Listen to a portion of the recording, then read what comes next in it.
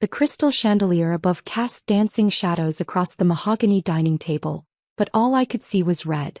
My heart hammered against my ribs as I watched my husband's family circle my mother like vultures, their voices dripping with disdain and superiority.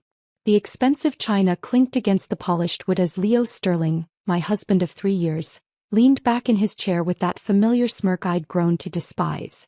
"Rosemary," he called out to my mother, his voice carrying across the room like a whip crack. "Stop standing there like a statue. Get to the kitchen and start cooking. That's what you're here for, isn't it?" The silence that followed was deafening. Every person at that table, they all turned to stare. Some looked uncomfortable, others amused, but none spoke up. Not one. My mother's weathered hands trembled slightly as she clutched her worn purse tighter. She dressed in her best outfit tonight. A simple navy dress she'd bought from a thrift store, cleaned and pressed until it looked almost new. Almost. But in this room full of designer clothes and diamond jewelry, she might as well have been wearing rags. That's what poor low lives are meant for. The kitchen, Margie Sterling, Leo's mother, declared with a cruel laugh that made my stomach churn. Her perfectly manicured fingers gestured dismissively toward my mother. "At least she'll finally be useful for something." Tracy, Leo's sister, smirked at me from across the table, her eyes glittering with malicious satisfaction. "Some people just know their place, don't they, Cassandra?" I felt my face burn with shame and rage, but I stayed silent. I always stayed silent. That's what 3 years of marriage to Leo Sterling had taught me. That my voice didn't matter, that my feelings were irrelevant, that my family was something to be tolerated at best and humiliated at worst.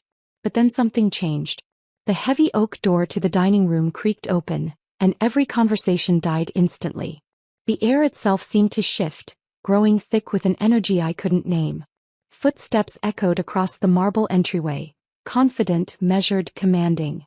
A man stepped into the room. He was tall, impeccably dressed in a charcoal gray suit that probably cost more than most people's cars. His presence filled the space immediately, drawing every eye like a magnet. Dark hair perfectly styled, sharp jawline, and eyes that seemed to see everything and miss nothing. There was something familiar about him, something that made my breath catch in my throat. The entire Sterling family scrambled to their feet, suddenly animated with nervous energy and fake smiles. Leo's face had gone pale, but he forced his usual charm as he approached the newcomer. "Mr. Xander. What an incredible surprise. We had no idea. I mean, we're so honored to have you in our home."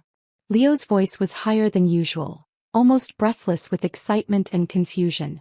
Margie Sterling pushed past her son, her earlier cruelty replaced by sickeningly sweet deference. "Oh my goodness, the Xander Cross. The Billionaire CEO. What brings you to our humble?" Humble. The man's voice was quiet, but it cut through the room like a blade. His eyes scanned the faces around him, taking in the expensive decor, the elaborate dinner spread, the obvious wealth on display. Then his gaze found me, and I knew. My heart stopped beating. Time seemed to freeze as recognition crashed over me like a tidal wave. Those eyes, I knew those eyes. Older now, harder, but unmistakably the same ones that used to comfort me when I cried as a child.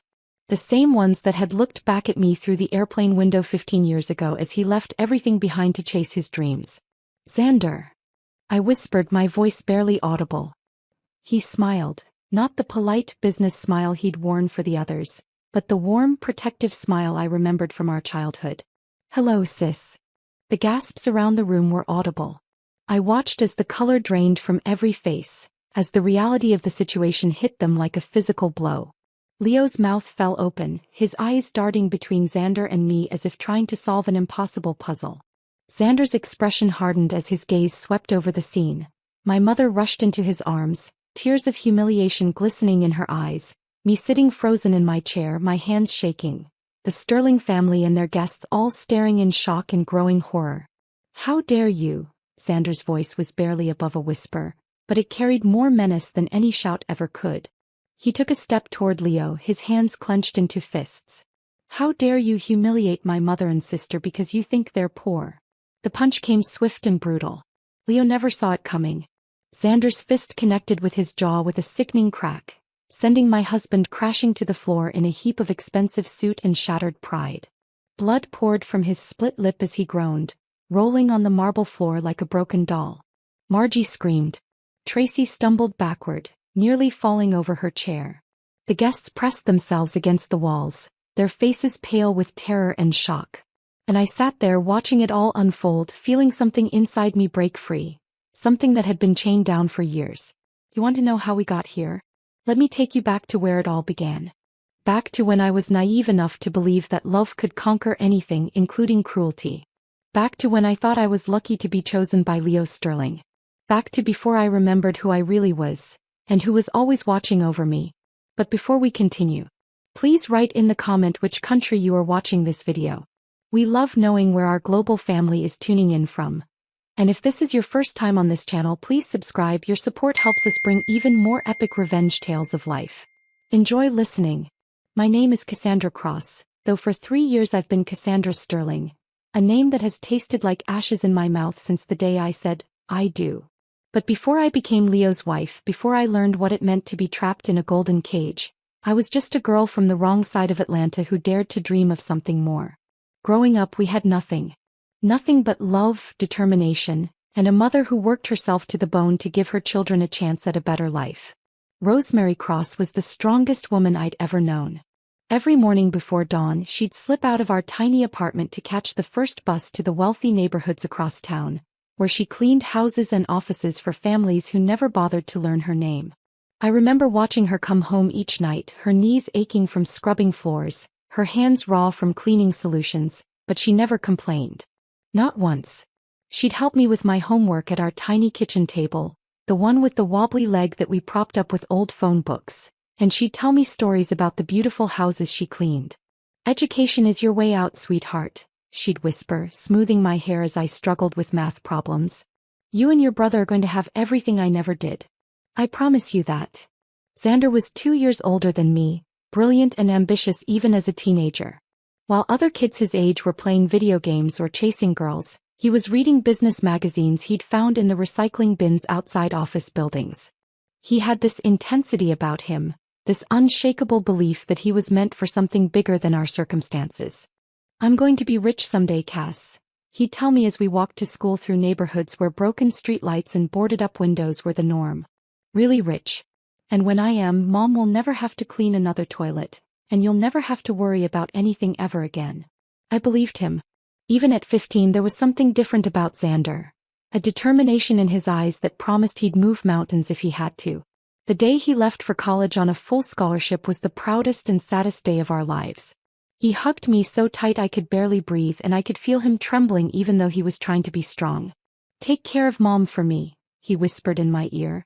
I'll be back for both of you, I swear. This isn't goodbye forever. But days turned into months and months turned into years. At first he called every week, then every month, then only on birthdays and holidays. The calls became shorter, more distant. He was building something, he said. Creating opportunities.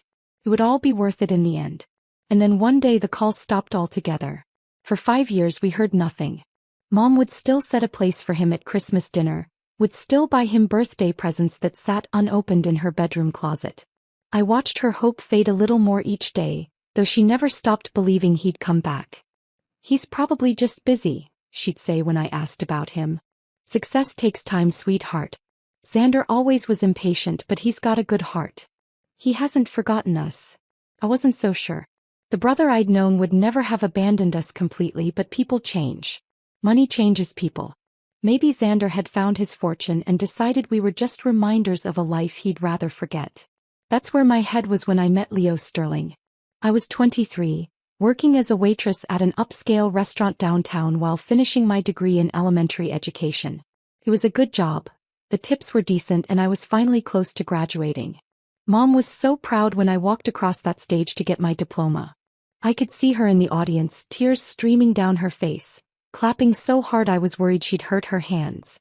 Leo came into the restaurant on a rainy Wednesday night in November. He was alone, sitting at one of my tables, and from the moment I approached him, I could tell he was different from my usual customers. He was polite, asked me about my day like he actually cared about the answer, and left a tip that was bigger than most people's entire meals. He started coming in regularly after that, always requesting my section, always with that charming smile and those attentive questions. He was handsome in an obvious way, Tall, blonde, the kind of clean-cut looks that belonged in a magazine ad for expensive watches or cologne. More importantly, he seemed genuinely interested in me. "You're too smart to be waiting tables forever," he said one evening as I refilled his coffee. "What do you want to do with your life?" I told him about my teaching dreams, about wanting to work with kids from backgrounds like mine, about believing that education really could change everything. He listened with such intensity, such apparent fascination, that I felt like the most important person in the world. "That's beautiful," he said, and his voice was so sincere I felt tears prick my eyes. "The world needs more people like you, Cassandra. People who care." It was the first time a man had ever looked at me like I was worth something. The courtship was like a fairy tale. Leo took me to restaurants I'd only ever seen from the outside, bought me dresses that cost more than I made in a month, introduced me to a world where money was never a concern and comfort was a given. After a lifetime of counting every penny, of choosing between groceries and gas money, it felt like stepping into a dream. He met my mother after we'd been dating for 5 months. I was nervous. Our apartment was so small and shabby compared to his penthouse, and I knew Mom would be embarrassed by the second-hand furniture and the way the heater clanked all night. But Leo was perfect. He complimented her cooking, asked about her work with genuine interest, and even helped her carry groceries up the 3 flights of stairs to our door. "He's a good man," Mom whispered to me in the kitchen as Leo charmed our elderly neighbor in the living room. "Kind and generous. You deserve this happiness, sweetheart." Thought I did too. After watching Mom struggle for so many years, after feeling invisible and unworthy for most of my life, Leo's attention felt like salvation. He saw something in me that no one else ever had. He made me feel beautiful, intelligent, worthy of love. When he proposed 2 years later, I said yes without hesitation. The wedding was everything I'd dreamed of as a little girl. Elegant, expensive, attended by people whose names I recognized from society pages. Leo's family welcomed me warmly, or so I thought. Margie Sterling kissed my cheeks and called me daughter. Tracy giggled and said she'd always wanted a sister. Even Leo's father, stern and intimidating as he was, shook my hand and said I was a lucky girl to be marrying his son. I felt lucky. Blessed even. After a lifetime of having nothing, I was marrying into one of Atlanta's most prominent families. I would never want for anything again. My children would grow up with opportunities I'd only dreamed of. Mom could finally stop working herself to death. I was so naive. The first sign that something was wrong came during our honeymoon in Italy. We were at dinner in this beautiful restaurant overlooking the Mediterranean, and Leo was telling me about his family's expectations now that we were married. "Mother thinks you should probably quit that teaching job," he said casually, cutting into his veal like he was discussing the weather. "It doesn't really fit with our lifestyle. The Sterling wives don't work. We take care of charity functions and social obligations instead." I nearly choked on my wine. "Quit teaching? But Leo, you know how much it means to me.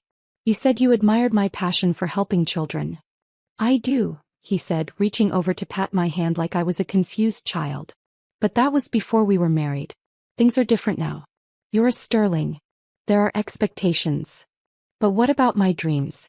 What about making a difference?" His smile never wavered, but something cold flickered in his eyes. "Your dreams are my dreams now, sweetheart. Our family is your purpose. Isn't that enough?" It should have been a red flag the size of Texas. Instead, I convinced myself he was just looking out for me, that maybe he was right about the social obligations of being a Sterling wife. I could find other ways to help children, couldn't I? Through charity work, through the family's foundation?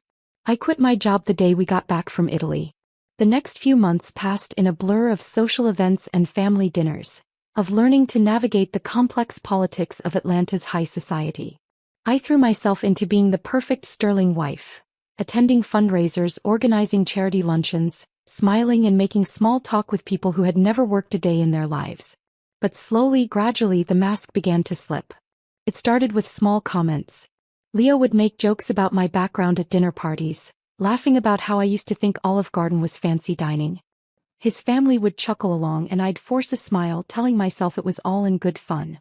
Everyone had to adjust to married life, right? Then came the rules. I shouldn't wear certain colors, too flashy for a Sterling. I shouldn't talk about my childhood, it made people uncomfortable. I definitely shouldn't mention my mother's job. Just say she's retired, Leo suggested when the topic came up. People don't need to know the details.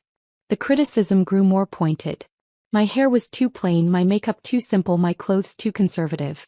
Leo hired a stylist to give me a complete makeover, and while I looked polished and expensive afterward, I barely recognized myself in the mirror.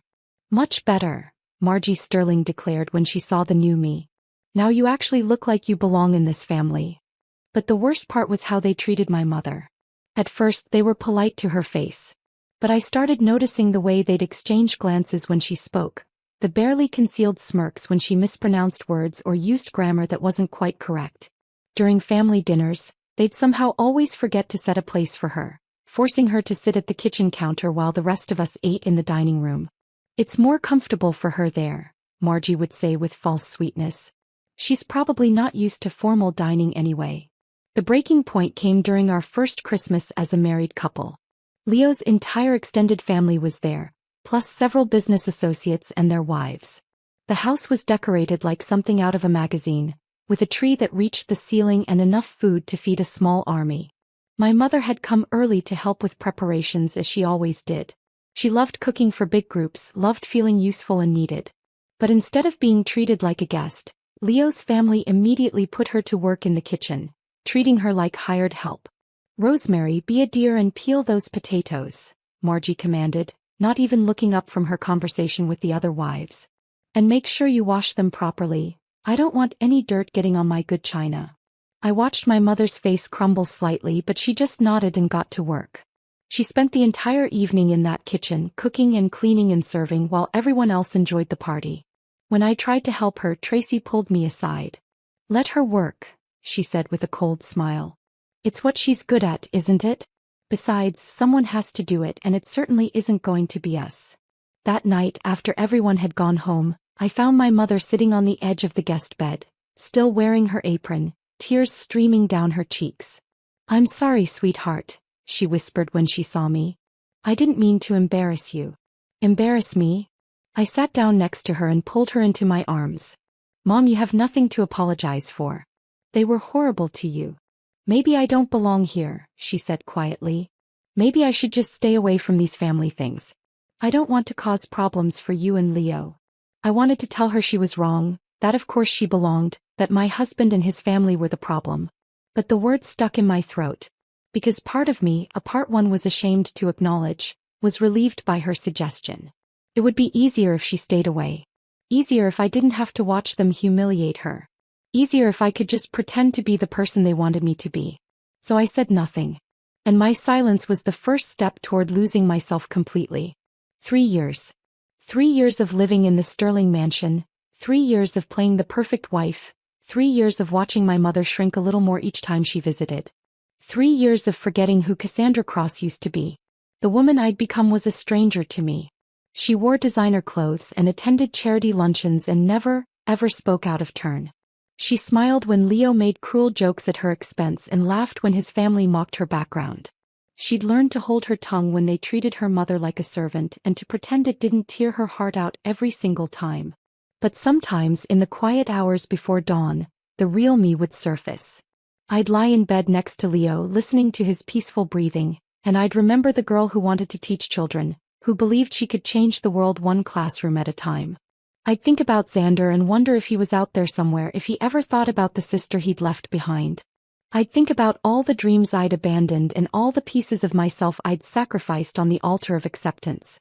Those were the moments when the rage would bubble up from somewhere deep inside me, hot and fierce and demanding. But I'd learned to push it down, to bury it beneath layers of compliance and careful politeness. Good Sterling wives didn't get angry.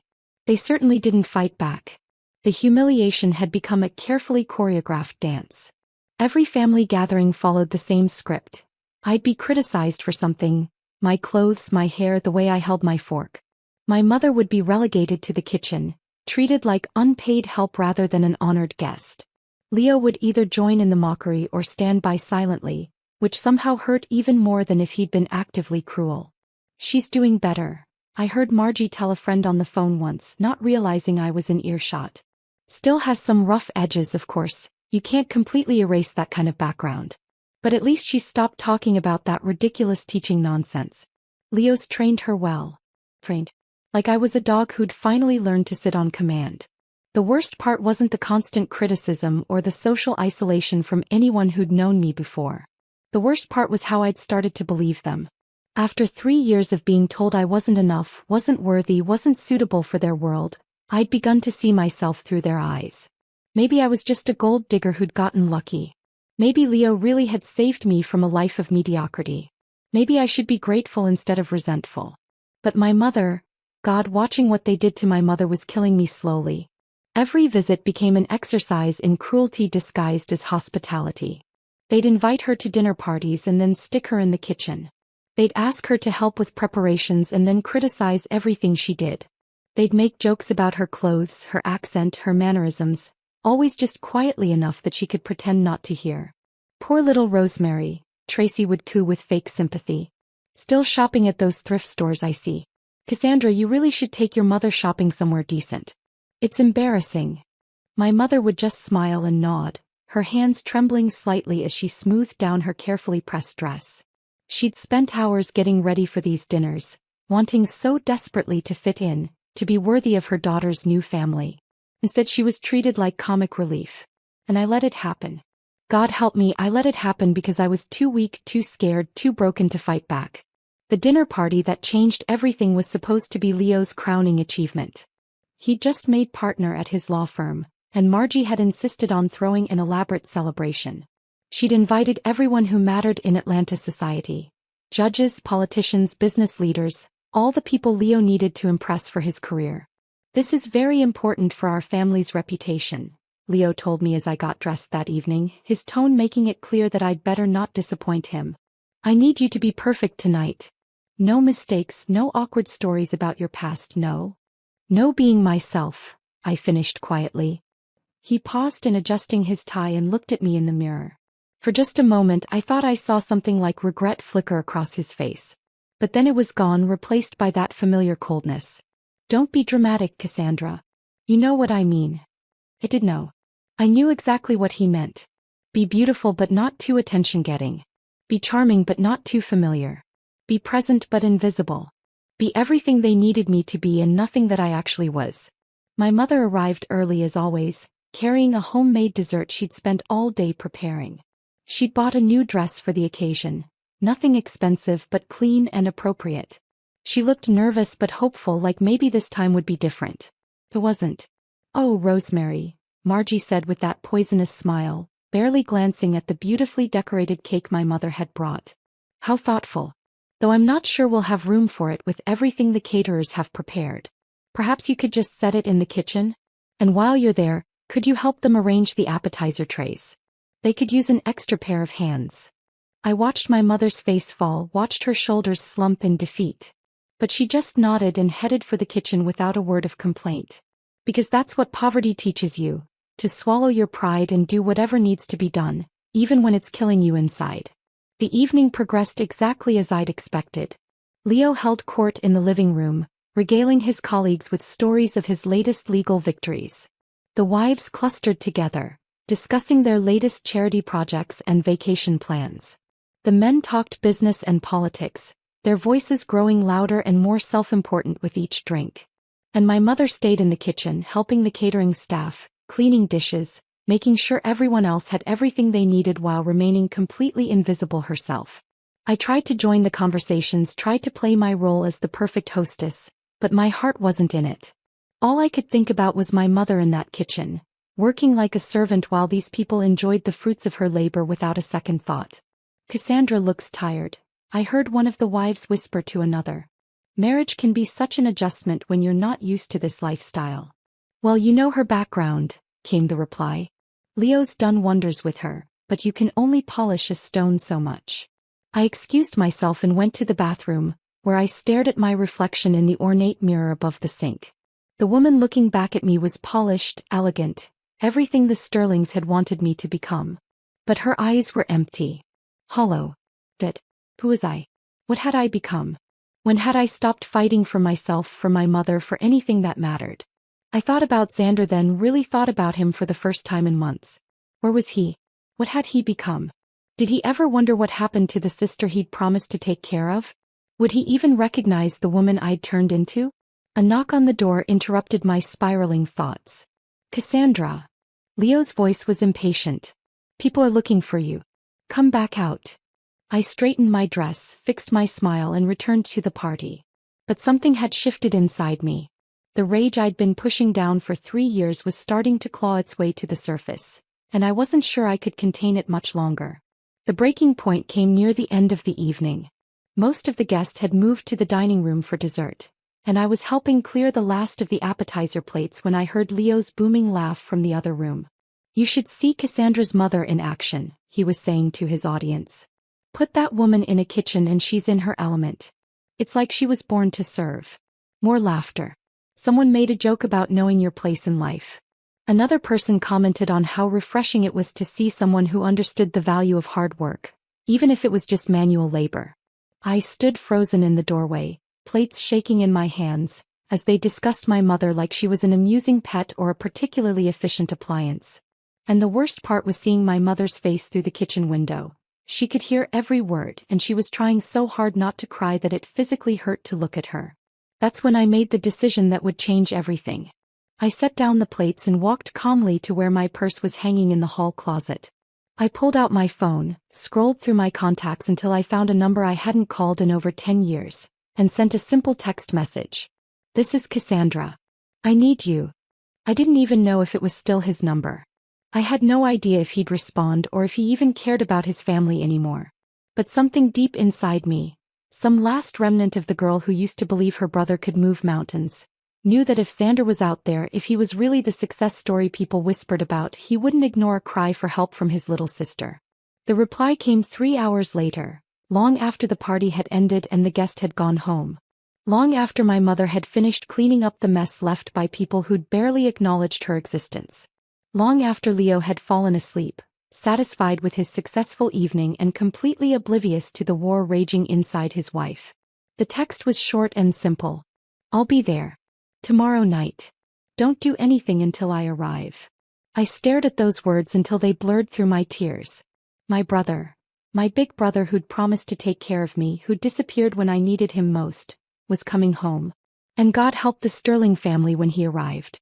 The next 24 hours crawled by like a slow-motion nightmare. Every minute felt like an hour as I went through the motions of being the perfect Sterling wife while inside, my heart hammered with a mixture of anticipation and terror. What if Xander had changed? What if 15 years of success and wealth had turned him into someone like Leo? What if he was embarrassed by his poor family and wanted nothing to do with us? But worse than those fears was the hope. The desperate, dangerous hope that maybe, just maybe, my big brother was still in there somewhere and that he'd remember the promise he made all those years ago. Leo was in an excellent mood the morning after his party. He'd gotten several promising business leads, and 2 of the judges had invited him to play golf the following weekend. As far as he was concerned, the evening had been a complete success. He didn't notice my distraction, didn't see the way I kept checking my phone, didn't realize that something fundamental had shifted in his carefully controlled world. You did well last night, he said magnanimously over breakfast, like he was praising a dog for not peeing on the carpet. Mother was impressed with how you handled the Wilson situation. The Wilson situation. Mrs. Wilson had asked me about my background, and instead of telling the truth, I'd given her some vague story about growing up in a small town outside Atlanta. It was becoming second nature, this constant rewriting of my own history. I'm glad she approved, I said, my voice carefully neutral. Leo looked at me more closely then, something in my tone apparently catching his attention. Are you feeling all right? You seem different today. Different. If only he knew how different. If only he could see the storm building behind my carefully composed expression. I'm fine, I lied. Just tired. He accepted this with a shrug and returned to his newspaper. To him I was a problem solved, a project completed. The rough edges had been smoothed away, and now I was exactly what a Sterling wife should be. He had no idea that beneath the polished surface, the real Cassandra Cross was waking up after 3 years of hibernation. The day dragged on with agonizing slowness. I attended my scheduled charity committee meeting, where we discussed the upcoming fundraiser for the Children's Hospital with the same enthusiasm one might reserve for planning a root canal. I had lunch with 2 of the other Sterling wives, nodding along as they complained about their housekeepers and discussed their summer vacation plans. All the while my phone burned like a hot coal in my purse. I kept checking for updates for any sign that Xander was really coming, but there was nothing after that initial message. What if he'd changed his mind? What if something had come up? I forced myself to stop. I'd spent 3 years living in fear and doubt. Today I was choosing hope. That evening, Leo announced that his family would be coming for dinner again. "It's becoming a regular thing," he said, already reaching for his phone to call the caterers. "Mother wants to celebrate my partnership properly with just family this time. More intimate." My stomach clenched. Another evening of watching my mother be treated like a servant. Another night of forced smiles and swallowed humiliation. Another opportunity for the Sterling family to remind me exactly where I stood in their hierarchy. Should I invite my mother? I asked, trying to keep my voice casual. Leo paused, clearly reluctant. Having my mother at these family dinners was always a source of tension.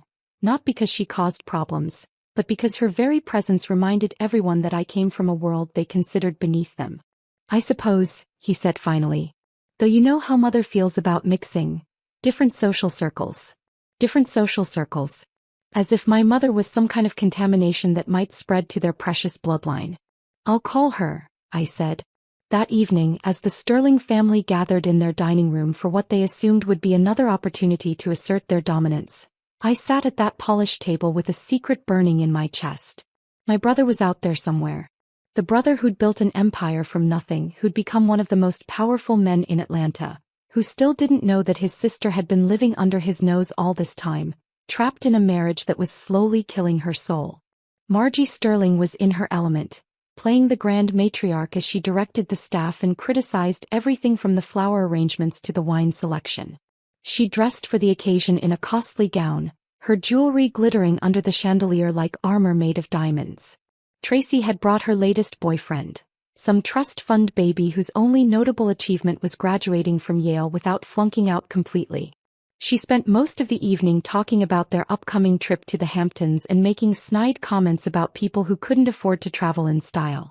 Leo held court at the head of the table, describing his latest legal victories with the kind of self-important bluster that made my teeth ache. His father, stern and intimidating as always, nodded approvingly while making occasional comments about the importance of maintaining the family's reputation. And my mother sat quietly at the far end of the table, picking at her food and trying to make herself invisible. She'd worn her best dress again, the same navy one from the previous night, but cleaned and pressed with obsessive care. She'd even bought new earrings from the discount store, tiny pearls that probably cost her a week's worth of grocery money. None of it mattered to them.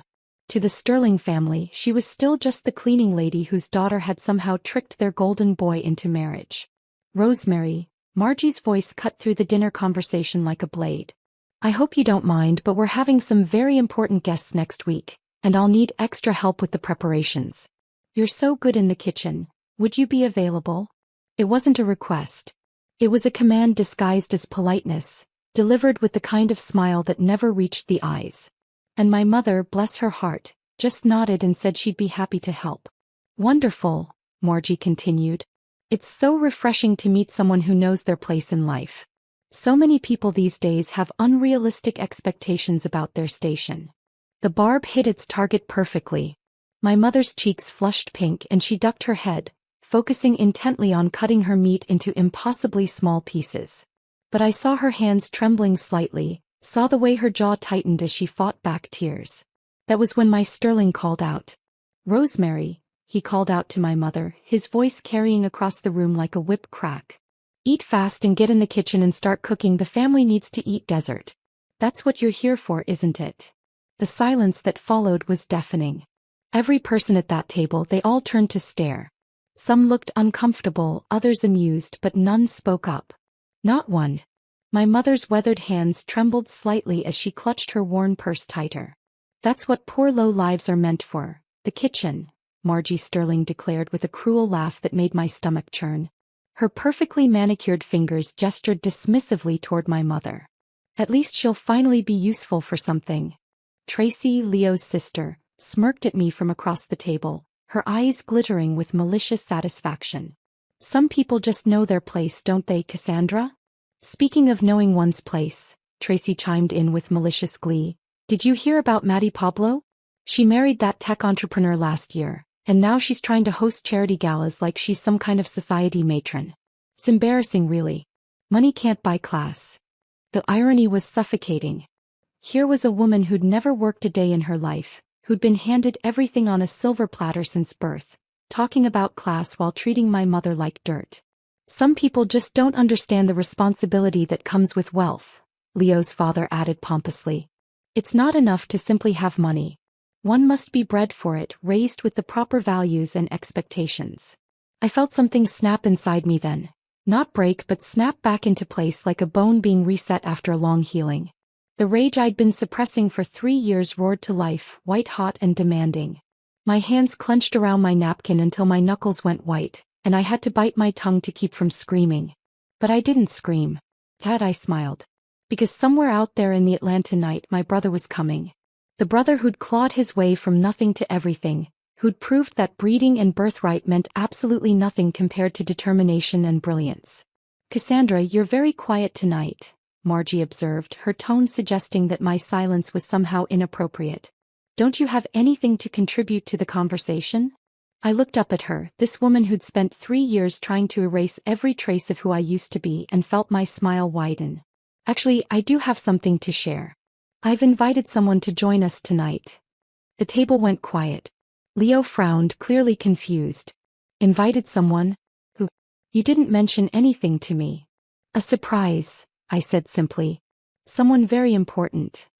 Really, Cassandra? Margie's voice was sharp with disapproval. This is a family dinner. We can't just have random people dropping by uninvited. Oh, he's not random, I assured her. And he's definitely family. Before anyone could ask what I meant, the doorbell rang. The sound echoed through the house like a death knell, and I felt a thrill of anticipation shoot through me. He'd come. Against all odds, despite 15 years of silence, my brother had kept his word. Leo stood to answer the door, still looking confused but trying to maintain his role as the gracious host. I heard voices in the hallway, Leo's surprised exclamations, someone else's calm, measured responses. Then footsteps growing closer. The dining room door opened and my brother walked in. 15 years had changed him dramatically, but I would have recognized him anywhere. The skinny teenager who'd left with nothing but dreams and determination had been replaced by a man who commanded attention simply by existing. His suit was perfectly tailored, his posture radiating confidence and power. But his eyes, those were the same eyes that had comforted me through childhood nightmares and promised me that everything would be okay someday. The effect on the Sterling family was immediate and electric. Leo's face went pale as recognition dawned. Margie actually gasped, her fork clattering to her plate. Tracy's mouth fell open in shock. Even Leo's father, usually so composed and controlled, looked shaken. Because they knew exactly who he was. Everyone in Atlanta's business community knew Xander Cross. The mysterious billionaire who'd built a restaurant empire from nothing, who'd revolutionized the food service industry, who'd become one of the most powerful and influential men in the state. What they didn't know was that he was my brother. Good evening, Xander said, his voice calm and pleasant as he surveyed the room. His gaze touched each face before finally landing on me, and when our eyes met, I saw something I hadn't seen in years. Unconditional love and fierce protection. Leo had followed him into the room, practically vibrating with nervous energy. Mr. Cross, this is such an incredible honor. I had no idea you were coming. Please sit wherever you'd like. We're so thrilled to have you in our home. The desperation in his voice was pathetic. Leo, who treated service workers like furniture and spoke to my mother like she was barely human, was practically groveling before my brother. The irony was delicious. Thank you, Xander said politely. But instead of taking the seat Leo was frantically pulling out for him at the head of the table, he walked around to where my mother and I were sitting. He bent down and kissed my mother's cheek gently, then did the same to me. Hello, Mom, he said softly. Sis. The silence that followed was deafening. I watched as understanding crashed over the Sterling family like a tsunami, washing away their assumptions and leaving them floundering in a reality they'd never imagined possible. Margie's face went through a fascinating series of expressions: confusion, shock, horror, and finally a kind of terrified realization. Her son had spent 3 years married to the sister of one of the most powerful men in Atlanta, and she'd been treating both me and our mother like servants. Your brother? Leo stammered, looking between Xander and me like he was trying to solve an impossible puzzle. But your name is Cross and his name is Cross, but I thought. I mean, you never said. You never asked, I said simply. You were too busy trying to erase my family from existence to bother learning who they actually were. Xander's expression hardened as he took in the scene. My mother's obvious distress, my carefully controlled fury, the Sterling family's barely concealed panic. His eyes swept over the elaborate dining room, the expensive china, the ostentatious display of wealth, before returning to rest on Leo. I see, he said quietly. And somehow, those two simple words contained more menace than any threat ever could. Leo was scrambling now, his lawyer's brain working overtime to try to salvage the situation. Mr. Cross. Xander. May I call you Xander? This is incredible. I had no idea we were related. Family. We're family now, isn't that wonderful? The desperation was thick in his voice. He knew he'd made a catastrophic mistake, knew that 3 years of treating his brother-in-law's family like garbage was about to come back and destroy everything he'd worked for. Are we family? Xander asked, his tone conversational but his eyes like ice. Because from what I've observed in the last few minutes, you seem to have a very interesting definition of how family should be treated. I don't understand, Leo said, but his voice was getting higher, more panicked. We've always treated Cassandra and her mother with the utmost respect. Have you? Xander interrupted. He looked at my mother, who was staring at her plate with tears threatening to spill over. Mom, why don't you tell me about this utmost respect? My mother opened her mouth, then closed it again. After 3 years of being trained to accept whatever treatment she received, she couldn't find the words to defend herself. But I could. They treat her like a servant, I said, my voice steady and clear. Every time she comes here, they put her to work in the kitchen while they entertain their guests in here. They make jokes about her clothes, her background, her education. They've spent 3 years systematically humiliating both of us while pretending it was kindness. That's not true. Margie protested, but her voice was shaky. We've always been welcoming to Rosemary. She helps in the kitchen because she wants to, she insists on it. Does she? Xander turned to my mother with gentle eyes. Mom, is that true? Do you insist on working in the kitchen during family dinners? My mother looked up at him, then at me, then at the Sterling family, who were all watching her with expressions ranging from pleading to terrified. For a moment, I thought she might retreat into the same polite silence she'd maintained for 3 years. But then she straightened her shoulders, and I saw a flash of the woman who'd worked 3 jobs to put her children through school, who'd never backed down from a fight when her family was at stake. No, she said quietly. I don't insist. I'm told to help, and I do it because I don't want to cause trouble for Cassandra. The admission hung in the air like a physical presence. Xander's expression didn't change, but something deadly flickered behind his eyes. I see, he said again. And Leo, how do you treat my sister? Do you support her dreams? Do you respect her intelligence and ambition? Leo was sweating now, his perfectly styled hair beginning to stick to his forehead. Of course I do. I love Cassandra. She's my wife, she's everything to me. What did she want to be when she grew up? Xander asked suddenly. What? Simple question. What did my sister want to do with her life? Leo's mouth opened and closed like a fish out of water. After 3 years of marriage, he didn't even know what my dreams had been. Because he'd never cared enough to ask or remember, or value anything about me beyond my ability to look good on his arm and smile on cue. She wanted to be a teacher, Xander said when it became clear Leo wasn't going to answer. She wanted to work with children from backgrounds like ours. She wanted to prove that where you come from doesn't determine where you end up. Does she teach now, Leo? Well, no, but why not? The family has certain expectations. Whose family? Xander's voice was getting quieter, which somehow made it more terrifying. Because in my family we support each other's dreams. We lift each other up instead of tearing each other down. We treat each other with love and respect, not like embarrassments to be hidden away.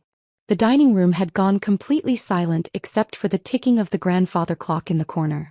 Everyone was staring at Xander, mesmerized by the controlled fury radiating from him like heat from a furnace. "Let me tell you what I see here," he continued, standing up slowly. "I see a man who married my sister and then spent 3 years trying to erase everything that made her who she is. I see a family who invited my mother into their home and then treated her like hired help. I see people who think that money and breeding give them the right to look down on others, to humiliate and belittle anyone they consider beneath them." He paused, his gaze sweeping over each of their faces in turn. "You want to know what I think of people like that?" The question hung in the air like a blade. Nobody dared to breathe. Then Xander smiled, not the warm, loving smile he'd given me and my mother, but something cold and sharp and absolutely terrifying. "I think they need to be reminded that power isn't about birth or breeding or bloodlines. It's about what you build, what you achieve, what you're willing to fight for.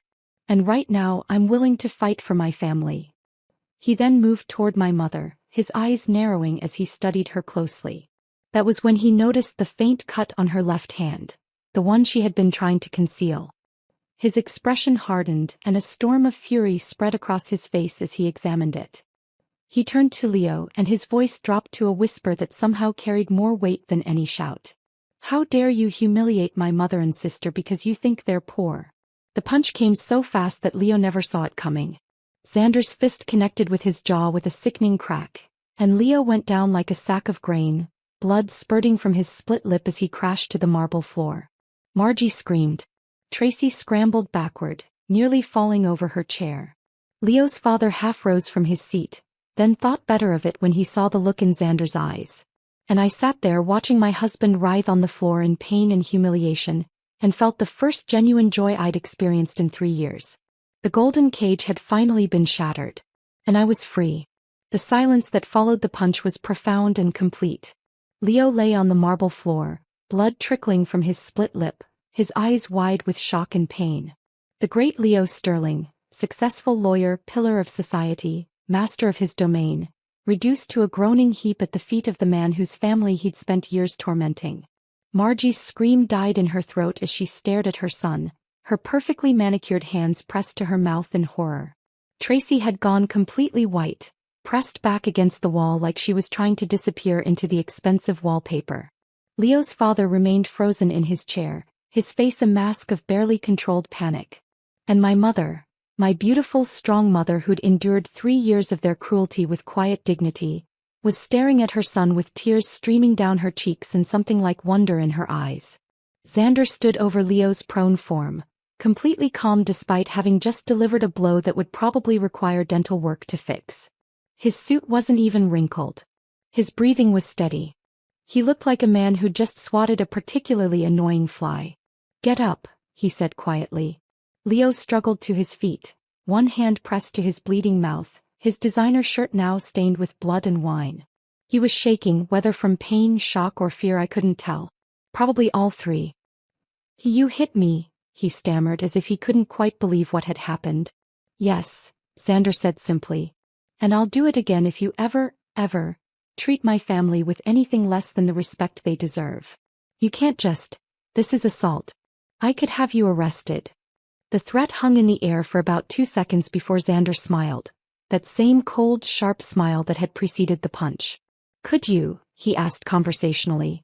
"Because I'm fairly certain that assaulting the CEO of Cross Hospitality Group, the company that employs half the restaurants in this city, that has partnerships with every major hotel chain, that could make or break any law firm's corporate catering contracts with a single phone call, might not be the wisest career move for an ambitious young lawyer." Leo's face went from pale to green. I watched the realization hit him. He wasn't just dealing with a protective brother.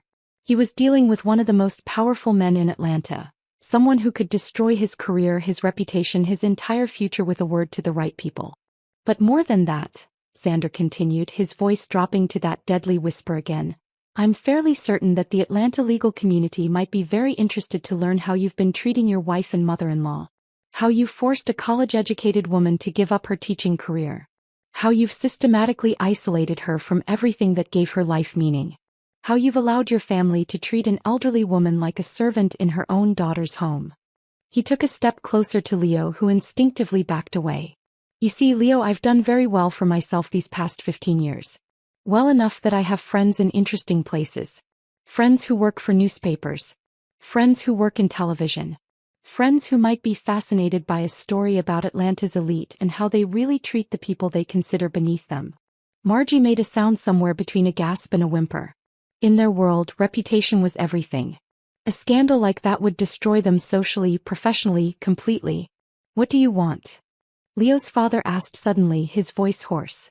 He was the first to understand that this wasn't just about revenge. This was a negotiation, and they were coming from a position of complete weakness. Xander turned to regard the older man with something approaching respect. At least Leo's father was smart enough to recognize when he'd been outmaneuvered. What I want, Xander said slowly, is very simple. I want my sister to be treated like the intelligent, capable, worthy woman she is. I want my mother to be welcomed into this family as an honored guest, not as unpaid help. I want the cruel jokes to stop, the condescending comments to end, the systematic humiliation to cease immediately. He paused, his gaze moving from face to face. And if any of you, ever again make my sister or my mother feel unwelcome, unwanted, or unworthy, I will destroy you. Not financially, though I could. Not professionally, though I would. I will destroy you socially. I will make sure that everyone in Atlanta knows exactly what kind of people you really are underneath all the designer clothes and fake smiles. The threat was delivered in the same tone someone might use to discuss the weather, but its impact was devastating. I watched the Sterling family crumble before my eyes, their arrogance and sense of superiority dissolving like sugar in rain. Please, Margie whispered, tears beginning to flow down her carefully made-up cheeks. We didn't know. If we had known who you were. If you had known who I was, you would have treated them better? Xander's voice was sharp with contempt. So their worth as human beings was dependent on their connection to me? Their right to basic dignity was conditional on my success. Margie opened her mouth, then closed it again. Because that was exactly what she'd meant, and everyone in the room knew it. Let me make something very clear, Xander continued. My sister was worthy of respect before I made my first million. My mother deserved kindness before I built my first restaurant. Their value as human beings has absolutely nothing to do with my bank account or my business success.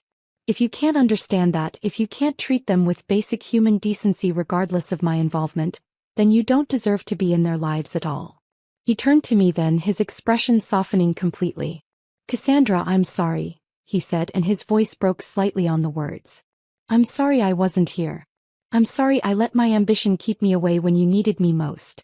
I'm sorry you had to endure 3 years of this treatment because I was too stubborn to reach out. The apology hit me. All the anger and resentment I'd been carrying, all the feelings of abandonment and betrayal, they crumbled in the face of his obvious remorse and love. You're here now, I whispered, tears finally beginning to fall. That's what matters. He crossed to where I was sitting and pulled me into his arms, and for the first time in 3 years I felt truly safe. This was my brother, my protector, the boy who'd promised to take care of me and who'd just kept that promise in the most spectacular way possible. I'm never leaving again, he murmured against my hair. Never. You're stuck with me now. I laughed through my tears, remembering suddenly why I'd believed so completely in his promises when we were children. When Xander Cross made a vow, he kept it. Even if it took 15 years. We held each other for a long moment while the Sterling family watched in stunned silence. When we finally separated, Xander turned his attention back to them.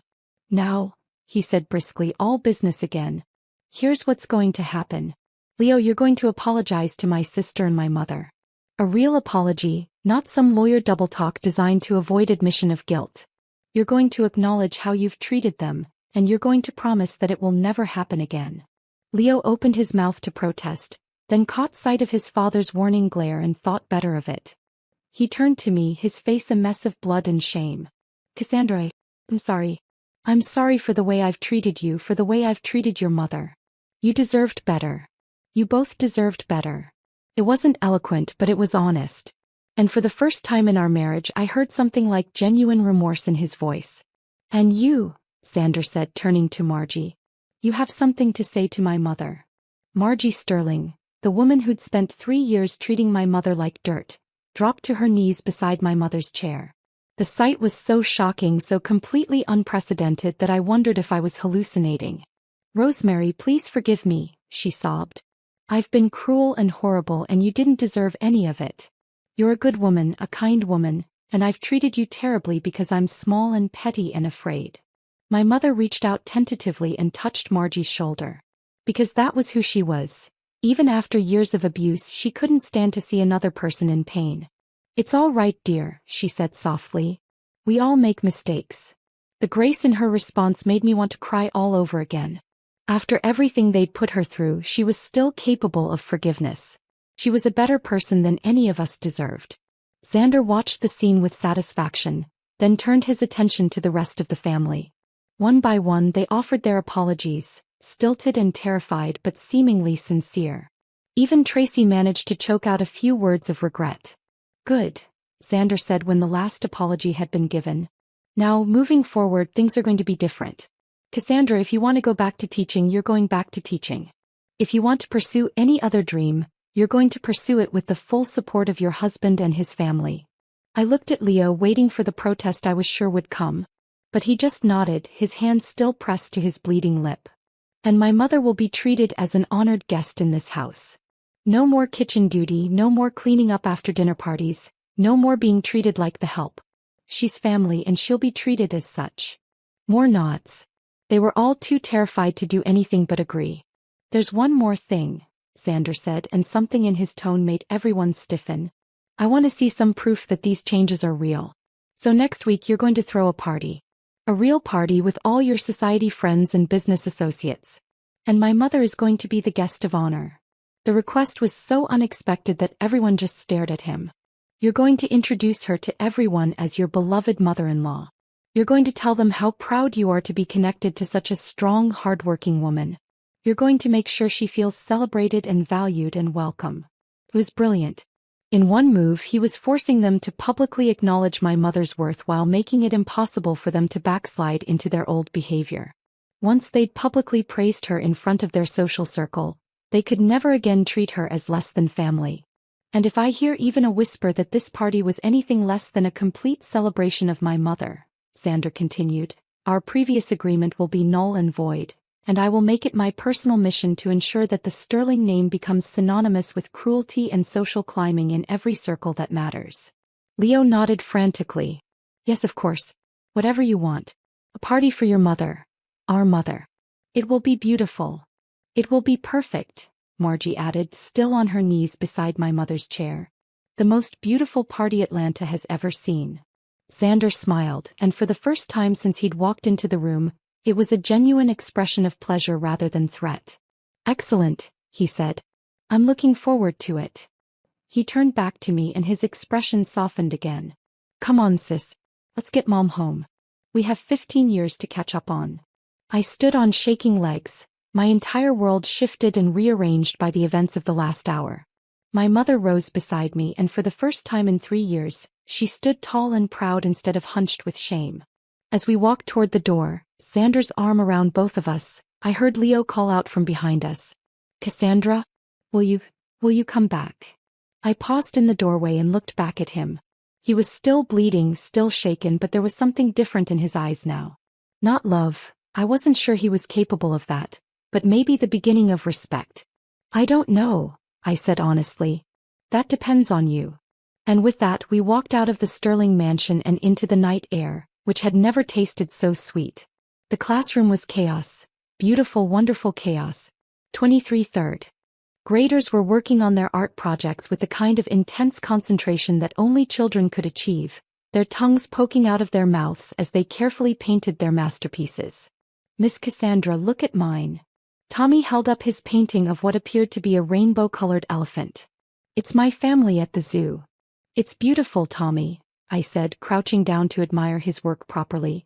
Tell me about this part here. As he launched into an elaborate explanation of his artistic choices, I felt that familiar warmth spread through my chest. This was what I'd been missing. This was what I'd given up for 3 years of empty social functions and meaningless conversations. I was back where I belonged. The transition hadn't been easy. Leo had kept his word about supporting my return to teaching, but old habits died hard. There were still moments when he'd start to make a condescending comment about my little job before catching himself. There were still times when Margie would begin to criticize something about my appearance before remembering who my brother was. But they were trying. The party for my mother had been everything Xander had demanded and more. A lavish celebration where she was treated like visiting royalty by people who 6 months earlier wouldn't have acknowledged her existence. The local society pages had run a full spread about the inspiring story of Rosemary Cross, the hardworking mother who raised a billionaire CEO and a dedicated educator. My mother had been embarrassed by all the attention, but I could tell she was also secretly pleased. After a lifetime of being invisible, of being dismissed and overlooked, she was finally being seen for who she really was. "All right, everyone, clean up time," I announced, and was rewarded with the usual chorus of groans and protests. But they obeyed because that's what kids do when they know you actually care about them. As I helped them put away their supplies, I heard familiar footsteps in the hallway. Heavy, confident, unmistakably belonging to my brother. Xander appeared in the doorway, looking ridiculously out of place in his expensive suit among the finger paintings and construction paper. But he was smiling, the real smile, the one reserved for family. "Uncle Xander," several of my students called out in unison. He'd become something of a celebrity in the school since he'd started making regular visits, bringing supplies for the art program and funding field trips that the kids never could have afforded otherwise. "Hey there, troublemakers," he said, pulling a box of new crayons from behind his back. I brought presents. The kids swarmed him like he was Santa Claus, and I watched with amusement as my powerful billionaire brother was reduced to helpless laughter by 23 8-year-olds demanding his attention. This was what I'd always loved about him. Despite all his success, despite the empire he'd built, he'd never forgotten where he came from or who mattered most. After the kids had been dismissed and the classroom was quiet, Xander helped me finish cleaning up. We worked in comfortable silence, siblings reunited after too many years apart.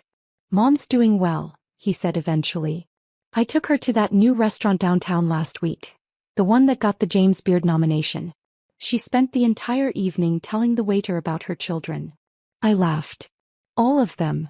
Every single diner in the place knew about her brilliant daughter, the teacher, and her successful son, the businessman, by the time we left. The manager comped our meal just to get her to stop talking. The image made my heart swell.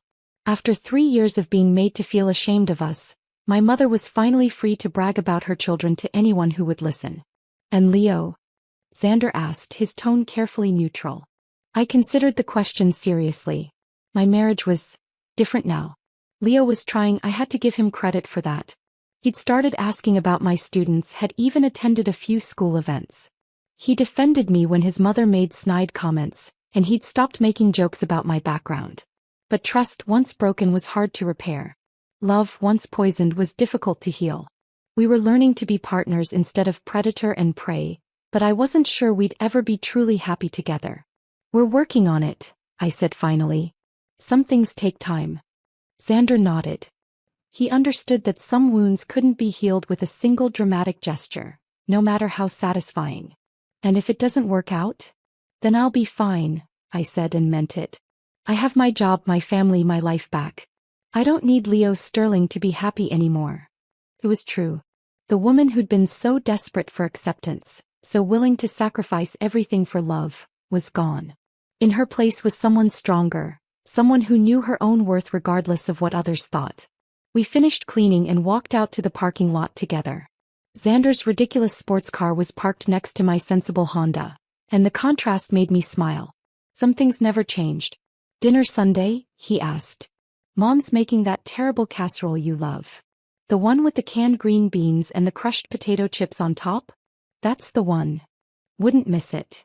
He hugged me goodbye, and as I watched him drive away, I reflected on how dramatically my life had changed in just 6 months. I was teaching again, pursuing my passion and making a difference in children's lives. My mother was being treated with the respect and love she'd always deserved. My brother was back in our lives, protective and present and determined never to abandon us again. Me. I was finally truly free. The golden cage had been shattered, but more importantly, I'd remembered how to fly. As I drove home through the Atlanta traffic, I thought about that night 6 months ago when everything had changed. When my brother had walked into that dining room and reminded the Sterling family that power wasn't about birthright or breeding or bank accounts. It was about what you were willing to fight for, what you valued enough to protect. They thought we were weak because we were poor. They'd assumed we were powerless because we came from nothing. They'd believed they could treat us however they wanted because we had no one to stand up for us. They'd forgotten that sometimes the people you call nothing are everything. Sometimes the family you dismiss as worthless produces someone who can move mountains. Sometimes the boy who leaves with empty pockets comes back with the power to change the world. And sometimes, just sometimes, justice comes wrapped in a perfectly tailored suit, delivered with a smile that could cut glass and a punch that could shatter more than just a jaw. My name is Cassandra Cross Sterling, and this is the story of how I remembered who I really was. This is the story of how love, real love, the kind that protects and lifts up and never tears down, conquered cruelty. This is the story of how a family torn apart by necessity and pride found their way back to each other. But most of all, this is the story of revenge served not cold, but blazing hot with the fire of absolute truth. That every person, regardless of their bank account or their background, deserves to be treated with dignity. And anyone who forgets that lesson might just find themselves on the receiving end of a visit from Xander Cross. Trust me, it's not an experience you'll forget.